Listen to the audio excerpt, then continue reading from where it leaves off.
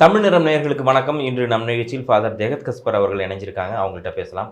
வணக்கம் ஃபாதர். வணக்கம். நேற்று கொஞ்சம் பரபரப்பாகவே ஊடகங்களில் பேசப்பட்ட விஷயம் நீங்கள் பார்த்துருப்பீங்க. இளையராஜா அவர்களுக்கு ஸ்ரீவில்லிபுத்தூர் அந்த இடத்துல உள்ள நுழைய முடியாத அளவுக்கு பண்ணாங்க. அது பேசு பொருளாக மாறினது. இந்த விஷயத்தை நீங்கள் எப்படி பார்க்குறீங்க? இதில் 2-3 விஷயங்களை நீங்கள் பார்க்க வேண்டும். ஒன்று, இசைஞானி இளையராஜா என்கின்ற ஒரு இசை பெருங்கடல், அவருடைய இசை ஆளுமை. இரண்டாவது, அவருடைய தனி ஆளுமை, அவர் அந்த ஆளுமையில் அனுபவிக்கின்ற சிக்கல்களும் முரண்களும். 3, பொதுவில் மதங்கள், மதம் சார்ந்த திருக்கோயில்கள், இவை பற்றின ஒன்று. இன்னொன்று, பொது சமூகம் இப்படியான நிகழ்வுகளை எப்படி அணுக வேண்டும் என்பது. இசைஞானி வாராது வந்த மாமணி, 1000 ஆண்டுகளுக்கு ஒரு முறை நடக்கிற ஒரு நிகழ்வு. நான் அவரோடு திருவாசகம் சிம்பனி அதனுடைய தயாரிப்பாளர் நான் தான். அவரை சிங்கப்பூருக்கு அழைத்து சென்று செந்தோசா தீவுகளில் வைத்து அது இசைக்கோர்வை செய்ய வைத்ததும், அவரை ஹங்கரி நாட்டிற்கு அழைத்து சென்று ஹங்கரியினுடைய புத்தபெஸ்ட் சிம்பனி ஆர்கெஸ்ட்ராவை வைத்து திருவாசகத்திற்கான சிம்பனி பின்னிசை இசைக்க வைத்ததும், அவரை நியூயார்க் நகருக்கு அழைத்து சென்று அங்கே இருக்கக்கூடிய சோனி ஸ்டுடியோவில் வைத்து சவுண்ட் மிக்சிங், எடிட்டிங் செய்ததெல்லாம் ஜெகத் கஸ்பார் தான். அதற்கான நிதி திரட்டுதல், அதற்கான ஒழுங்கமைவு அனைத்தையும் செய்தது. எதற்கு சொல்கிறேன் என்றால், ரொம்ப நெருக்கமான ஒரு ஈராண்டு கால பயணம் என்று, அது 2 ஆண்டுகள் எடுத்த ஒரு பயணம்.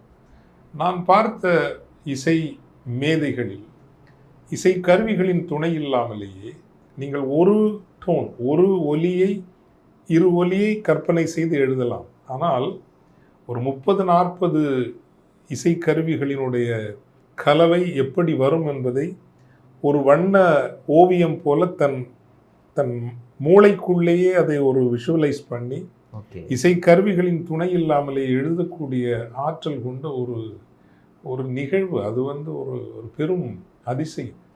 அவர் இருந்திருக்க வேண்டிய உயரங்கள் வேறு. பீட்டோவான், மோட்சார்ட் போல உலக அளவில் கொண்டாடப்பட வேண்டிய மேதைகளினுடைய வரிசையில் நிற்க வேண்டியவர். இந்த திருவாசகம் சிம்பனி என்கின்ற அந்த முயற்சியில் நான் ஈடுபட்டதற்கு பல காரணங்கள் உண்டு. ஒரு காரணம், வெறும் திரை இசை என்கின்ற அந்த களத்திலிருந்து அவரை உலக ஒரு வரிசைக்கு கொண்டு போய் நிறுத்த வேண்டும் என்கின்ற அந்த பற்று. அது ஏதோ நான் பெரிய காரியம் செய்வது அல்ல. இந்த தமிழ் சமூகத்தில் நீ பார்த்தீங்கன்னா எத்தனை மனிதர்களினுடைய பாரங்களை இறக்கிய இசை அது இல்லையா? ஒரு 2 குறைந்தபட்சம் 2 தலைமுறைகள், 3 தலைமுறைகளினுடைய வலிகளில், துயரங்களில், ஏமாற்றங்களில், தோல்விகளில், வெற்றிகளில், காதலில், எல்லாவற்றிலும் இசைஞானி இருப்பார். அவர்தான் சாட்சியமாக இருப்பார். அவர்தான் ஆற்றுப்படுத்துகிறவராக இருப்பார். எனவே அந்த ஆளுமைக்குள் என்ன குறைபாடுகள் இருந்தாலும், எனக்கும் அவருக்கும் கருத்து வேறுபாடு உண்டு. திருவாசகத்திற்கு பிறகு நான் அவரை இன்னும் சந்திக்கவே இல்லை. இன்னும் அவரை சந்திக்கவில்லை. என் வாழ்நாளில் உங்களை நான் சந்திக்க விரும்பவில்லை என்று சொல்லித்தான் அவரை விட்டு கூட நான் விலகி வந்தேன். அது என்னுடைய ஆணவத்தினுடைய வயது என்று கூட சொல்லலாம். நான் தவறு இல்லை, நான் செய்தது.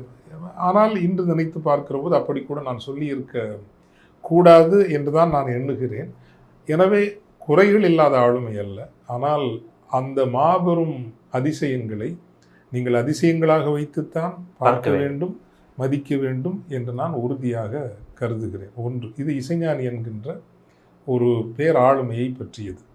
அவருடைய மனித இயல்புகள், குணங்களை பற்றி நான் 3ஆவதாக வருகின்றேன். இனி மதங்களினுடைய அதுதான் இப்போது சர்ச்சைக்கு உள்ளாகி இருக்கிறது.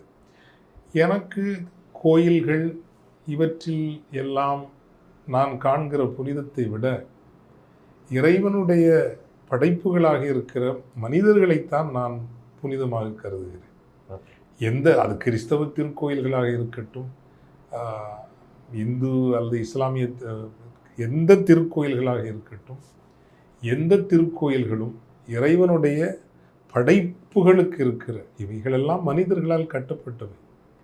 அவை மனிதர்களை இணைத்து வருகிறது என்கின்ற அடிப்படையிலும் இறை நம்மை கடந்த ஒரு பேராற்றலோடு இணைவதற்கு ஒரு கருவியாக இருக்கிறது. இறையோடு இணைவதற்கு நீங்கள் திருக்கோயிலுக்குத்தான் செல்ல வேண்டும் என்றெல்லாம் இல்லை.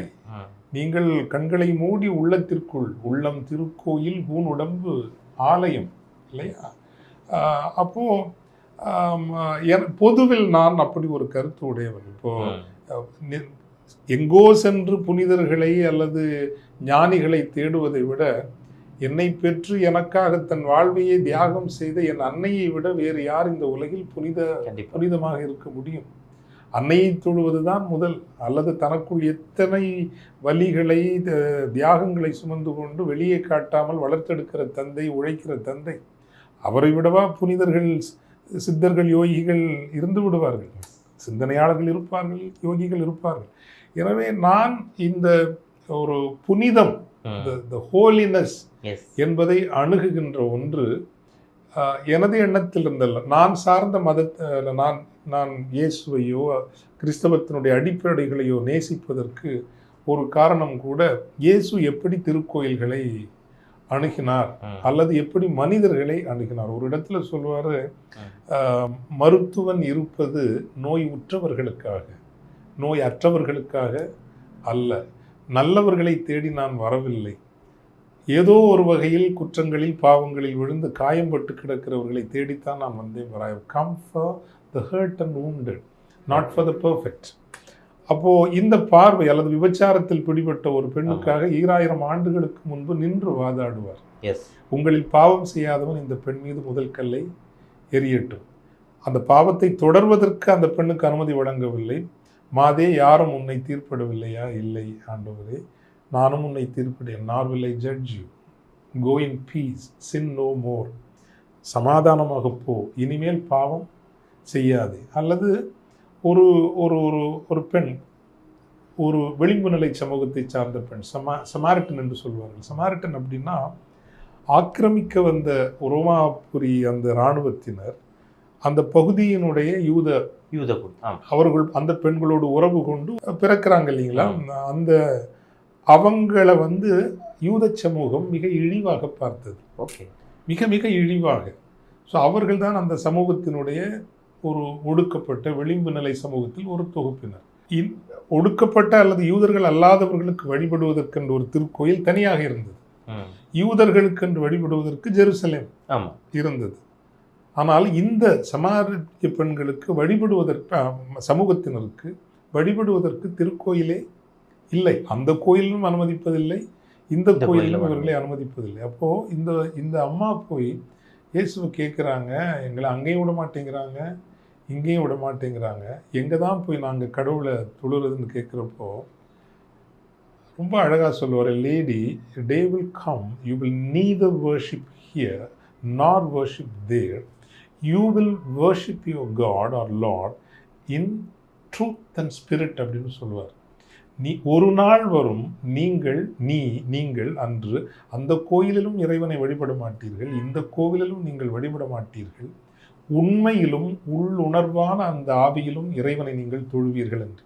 இப்போ நம்ம சொல்கிற அந்த உள்ளம் திருக்கோயில், உன்னுடம்பு ஆலயம் இல்லாமல். So I look at the inner sanctorum. ஒவ்வொரு மனிதனுக்குள்ளும் இருக்கிற ஆலயம், மனித அன்பில் வெளிப்படுகிற அந்த பரிசுத்தம் அல்லது புனிதம், இவற்றிற்கு மேலானது ஒன்றுமல்ல திருக்கோயில்களினுடைய புனிதம் என்பது என்னுடைய கருத்து. ரெண்டாவது நான் ஒரு ஃபாதர், சாமியார். அங்கே இருக்கிறவங்களும் குருக்கள். இந்த குருக்களாக இருக்கட்டும் அல்லது அருட்தந்தையர்களாக இருக்கட்டும், உலமாக்களாக இருக்கட்டும், இவர்கள் எல்லாம் சாதாரண மனிதர்கள் தான். யாராவது அதை கடந்து நாங்கள் கடவுளுக்கும் உங்களுக்குமான ஒரு தரகர், மீடியேட்டர், இந்த ட்ராமா போட வந்தாங்கன்னா ஒத்துக்காதீங்க. Okay, you have your role in as much as you help other people to reach God. அவ்வளோதான்.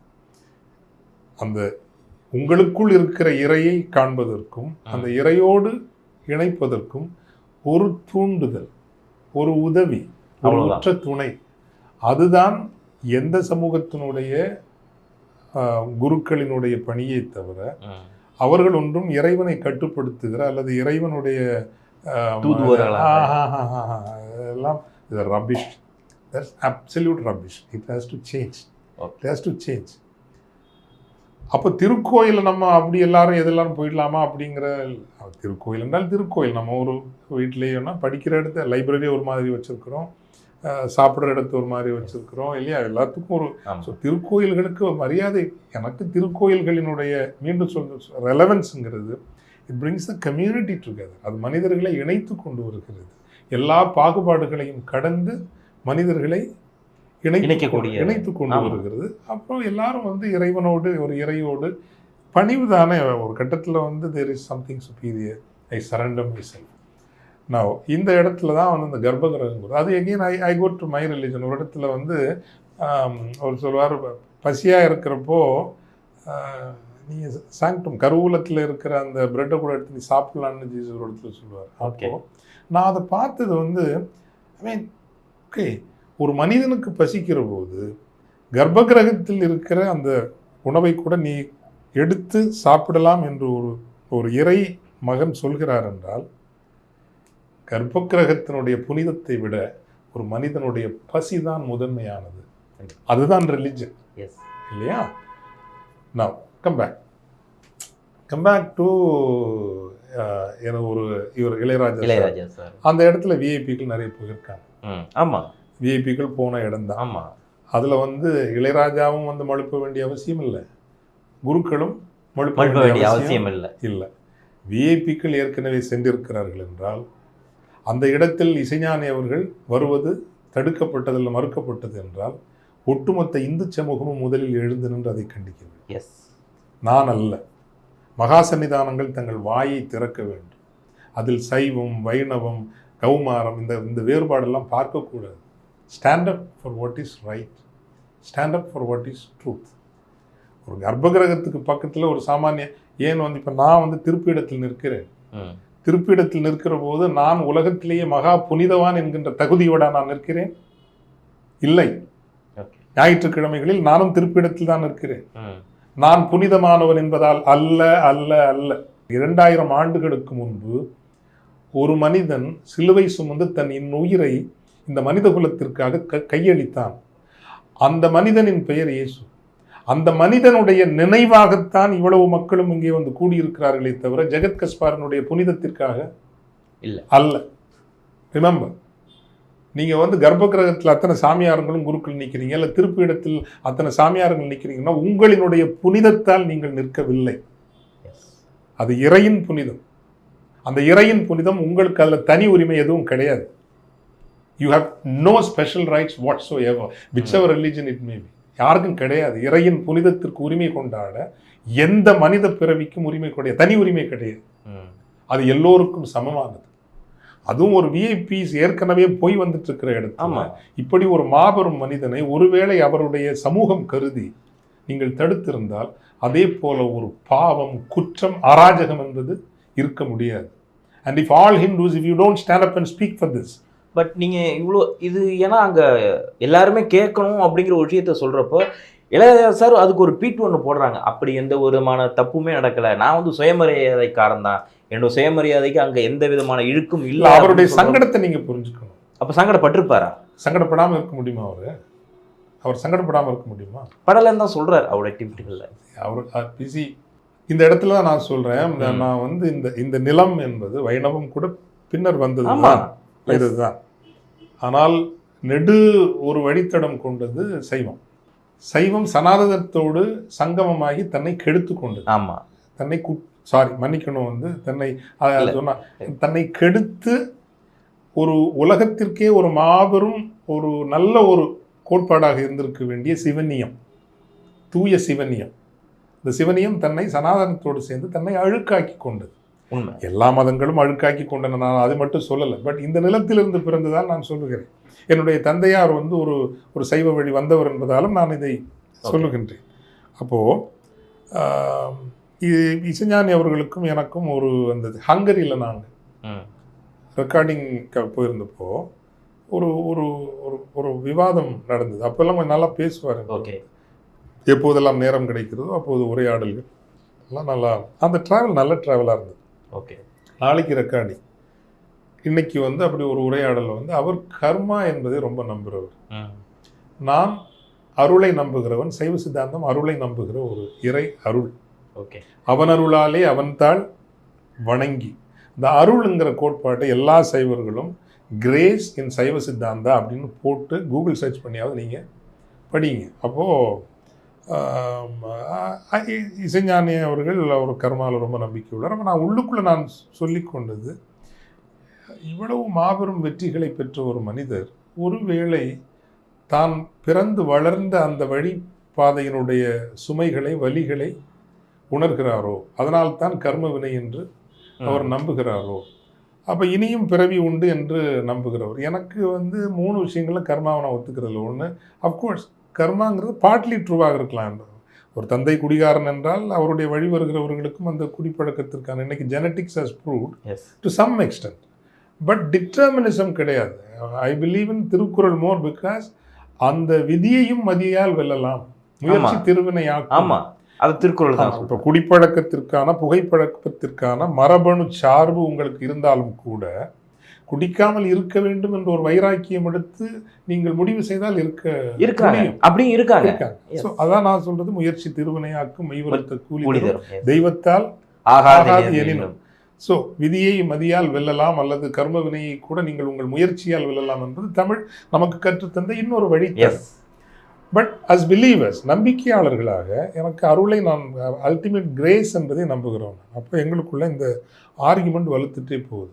அவன் நான் சொன்ன அவன் கர்மவினை எனக்கு இன்னொன்று நான் எனக்கு ரொம்ப நெருங்கிய பிராமண நண்பர்களும் உண்டு. இதை பற்றி பேச்சு வரும். அப்போது நான் எனக்கு ஒரு நல்ல அம்மா, ரொம்ப நல்ல நட்பானவங்க உண்டு. அதனம்மா, இங்கே பாருங்கம்மா, போன பிறவியில் நீங்கள் என்னவா பிறந்தீங்கன்னு உங்களுக்கு தெரியுமா? தெரியாதில்ல. மாடா பிறந்தீங்களா, ஒட்டகமாக பிறந்தீங்களா, இதெல்லாம் தெரியாதில்ல. அடுத்த பிறவியில் என்னவா பிறக்க போகிறீங்கன்னு உங்களுக்கு தெரியுமா? தெரியாதில்ல. இது ரெண்டும் தெரியாத வரைக்கும் ஹவ் டஸ் இட் மேட்டர்? இது என்ன கர்மாவை பற்றி என்ன பேசி உங்களுக்கு என்ன ஒரு பிரயோஜனம் இல்லை. அதனால் Fakhar about and live a good life, இப்படி தான் நான் பேசுகிறேன். ஸோ இதை பற்றி ரொம்ப ஒப்சசிவ் ஆகாதீங்க, லிவ் அ குட் லைஃப். இப்போ இசைஞானி அவர்கள்ட்ட அப்படியே பேசிட்டே அப்படியே ஆர்கியூமெண்ட் வலுத்து கொண்டே போகுது. அவர் கர்மாவை பற்றி பேச, நான் கிரேஸ் அருளை பற்றி பேச, ஒரு கட்டத்தில் நான் சொன்னேன், சார் கர்மா இஸ் டிட்டர்மினிசம். அதாவது நீங்கள் ஏதோ அடுத்து 7 பிறவிகளுக்கும் நீங்கள் எப்படி பிறக்கப் போகிறீர்கள், எப்படி இருக்க போகிறீர்கள், வாழப்போகிறீர்கள் என்பது முன் அல்ல, முன் முடிவாக்கப்பட்டு விட்டதுன்னு சொல்கிறது டிட்டர்மினிசம். ஐ ஆம் அப்சல்யூட்லி எகெயின்ஸ்ட் இட். அந்த ப்ரீ டிட்டர்மினேஷனுங்கிறது ஐ ஆம் அப்சல்யூட்லி எகெயின்ஸ்ட்னு சொன்னேன். சரி சார், உங்களினுடைய கர்மாவின்படி நீங்கள் இன்னும் ஒரு 7 பிறவிகள் அல்லது 70 பிறவிகள் இப்படித்தான் பிறக்க வேண்டும் என்று உங்களுக்கு எழுதப்பட்டிருப்பதாகவே வைத்துக்கொள்வோம். ஆனால் உங்கள் பக்தியை, உங்கள் நல்வாழ்வை கண்டு கருத்தில் கொண்டு உங்கள் கர்ம வினையின் சுமைகளிலிருந்தும் கண்ணிகளிலிருந்தும் அவிழ்த்து விட வேண்டும் என்று அந்த இறைவன் அருள் கொண்டு விரும்பினால், இறைவனால் அது முடியுமா முடியாதுன்னு அவர்கிட்ட கேட்டேன்.